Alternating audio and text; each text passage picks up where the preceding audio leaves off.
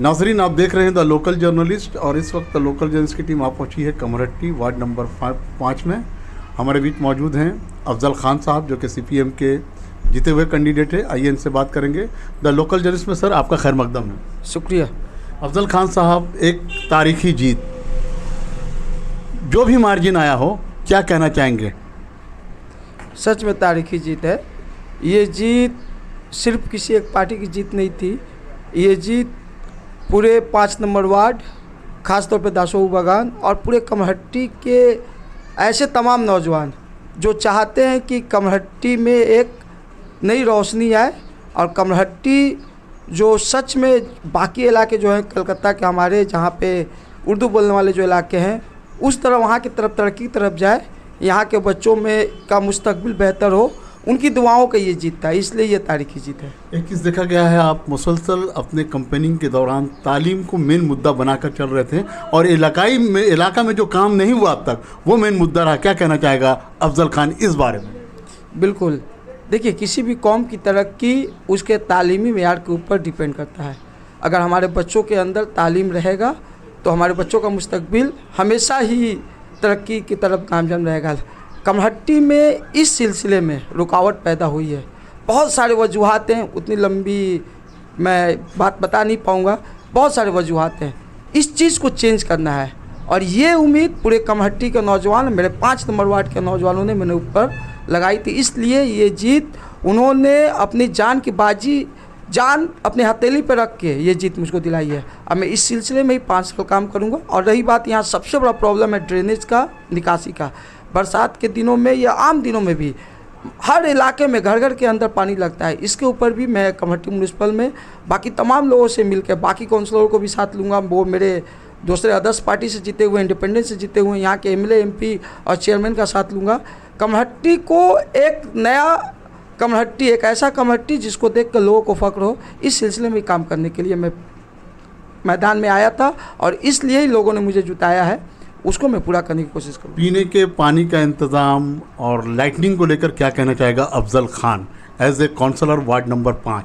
Lightning का खूब बहुत ज़्यादा प्रॉब्लम है। लाइट बहुत पहले से यहाँ पे ठीक ठाक है, कुछ इलाकों में है प्रॉब्लम, लेकिन पीने का पानी बहुत अच्छा सवाल किया। अभी पिछले साल ही हम लोगों ने देखा था कि 5 नंबर, 1 नंबर, 3 नंबर वार्ड में पानी में कोलेरा का जो जरासीम पाया गया था। 200 से ज़्यादा लोग यही सगदत्तो हॉस्पिटल में भर्ती हुए थे, एक की मौत हुई थी। इसके ऊपर भी म्यूनिसिपल में काम करने की ज़रूरत है। 21वीं सदी में मतलब पानी, पीने का पानी अगर बेहतर नहीं मिले कहीं पर, वो भी कलकत्ता के इस मुज़फ़्फ़राबाद में, तो ये शर्म की बात है। इसके ऊपर में हम काम करेंगे। अफजल खान की इलेक्शन जब नॉमिनेशन आपने भरा तो अफजल खान के दिमाग में क्या चल रहा था कि यहाँ का मुद्दा क्या है? यहाँ के लोग जो जिताकर काउंसलर को लाते थे उनकी परेशानी को हल नहीं कर पाते थे, तो आने वाले दिनों में अफजल खान उस आवाम के काउंसलर की उम्मीद को किस तरह से पूरा करना चाहेगा? Skin glows in 2 ways. A. Using filters or B. Water. Bahamas. Feel the freshness of water all over again. देखिए, सच्ची बात जो है यह है कि यहाँ पे जो पिछले 10 सालों में कई काउंसलर ऐसे गुजरे हैं जिन्होंने सिर्फ कट मनी और रिश्वतखोरी को ही अपना धंधा बना कर रखा था। पावर हासिल करने के बाद वो लोग घरों पे सो जा रहे थे। अफजल खान को लोगों ने रास्ते का काम, इलाके का काम, निकासी का काम, तालीमी तरक्की, विधवा pension, old age pension, handicap pension, साथ ही साथ इलाके के बुनियादी जो मसाइल है उनके अलावा भी इलाके में जो लड़कों के हाथों में गांजा, शराब, सट्टा का जो नशा पकड़ाया जा रहा है उसके खिलाफ एक आवाज़ अफजल खान हमेशा उठाता रहा है। इसलिए अफजल खान को लोगों ने ये ताकत दिया है कि इस आवाज़ को पूरी कमरहट्टी में सिर्फ आवाज़ मत उठाइए, इसको अब ठीक करने की कोशिश कीजिए।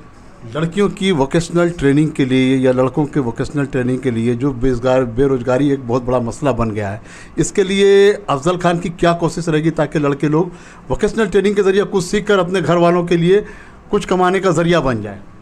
जीतने के बाद मैं तमाम अपने वार्ड के लोगों को लेकर, ख़ासतौर पे 5 दासोऊ बागान के लोगों को लेकर मैंने एक मीटिंग किया था। उसमें मैंने यही बात कही थी, बहुत से लोगों ने ये कहा था कि यहाँ सबसे बड़ा मसला रोज़गार का भी है। और हम लोग 2001 में मैं ग्रेजुएशन किया था, उसके बाद से मेरा एक पूरा ग्रुप था पूरे कमेटी का, जिसको हम लोग ने तालीम के नाम से एक हम लोग ऑर्गेनाइजेशन किए थे। पूरी कमेटी में हम लोगों ने मुफ्त तालीम देना शुरू किया था। ऐसे ऑर्गेनाइजेशन जो काउंसलिंग करें, लड़कों को कॉम्पिटिटिव एग्ज़ाम के बारे में जानकारी दें, कोचिंग कराया जाए और बहुत सारी चीज़ें इस सिलसिले में तमाम लोगों को लेकर, पूरे कमेटी के दानिश्वर तबका, टीचर्स और बाकी लोगों को लेकर ही काम करने का इरादा है। इंशाल्लाह इस सिलसिले में काम शुरू होगा। बहुत सारे लोगों से बात हुई है, बहुत सारे तो वो अलग पार्टियों से भी ताल्लुक़ रखते हैं।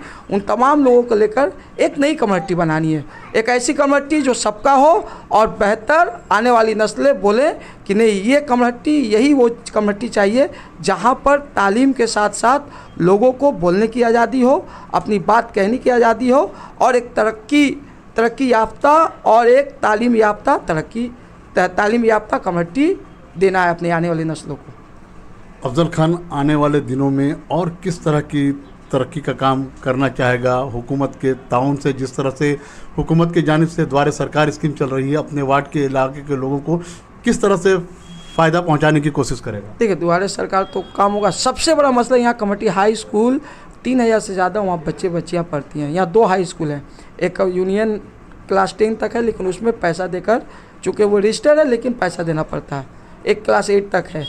तो हाई स्कूल में 3000 बच्चों में सिर्फ 8-9 टीचर हैं।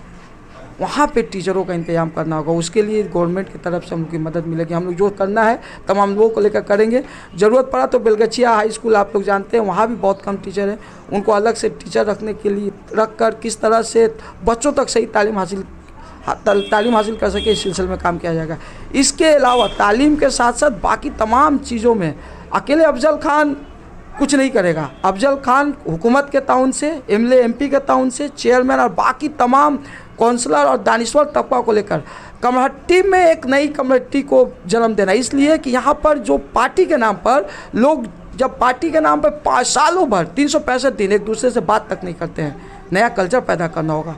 तरक्की के लिए, तालीम के लिए एक साथ एक मंच पे एक रूम में बैठकर किस तरह से कमेटी में तालीमी तरक्की और बाकी तरक्की आगे हो, इस कड़ी में मैं काम करूँगा। हाँ, मैदान में उतरने के बाद अगर मेरा अपोजिशन जो पार्टी रहेगा उसको मैदान में उसके खिलाफ, उसकी नीतियों के खिलाफ, उसके आदर्शों के खिलाफ लड़ाई होगी, लेकिन तालीमी तरक्की और कमेटी की तरक्की के लिए तमाम लोगों को एक साथ लेकर चलने की कोशिश मैं करूँगा। वार्ड नंबर 5 की आवाम से अफजल खान बहैसियत काउंसलर क्या अपील करना चाहेगा, जिन्होंने आपको जीत कर वार्ड नंबर 5 का काउंसलर बनाया? मैं वार्ड नंबर 5 के तमाम लोगों का शुक्रिया अदा करूँगा और साथ ही साथ उन्होंने जिस मकसद के तहत मुझे जिताया है, मैं उनसे वादा कर रहा हूँ जीतने के बाद उस मकसद को 100% नहीं, उससे ज़्यादा करने की कोशिश करूँगा। और साथ ही साथ पूरे कमहट्टी के आवाम से मैं ये अपील करना चाह रहा हूँ कि वार्ड नंबर 5 में ख़ासतौर पे दासू बागान के लोगों ने जिस तरह से नाहक के खिलाफ गुंडागर्दी, बमबाजी और ऐसे लोग जो लोग जुल्म धंधा, जो लोग सियासत को धंधा बनाने के लिए इलेक्शन के दिन आम लोगों के ऊपर जिन्होंने चापर, तलवार, बमबाजी किया, उनके खिलाफ एकजा हुए थे, पार्टी को नहीं देखकर, किसी चीज़ को नहीं देख के, उसी तरह पूरे कमहट्टी की आवाम एकजा होकर अपने आने वाले मुस्तकबिल, अपने आने वाली नस्लों के लिए एकजा होकर एक नई कमहट्टी की बुनियाद डाले। बहुत बहुत शुक्रिया अफजल खान साहब द लोकल जर्नलिस्ट की टीम के साथ जुड़ने के लिए। तो नाजरीन, आप बने रहें हमारे चैनल द लोकल जर्नलिस्ट के साथ।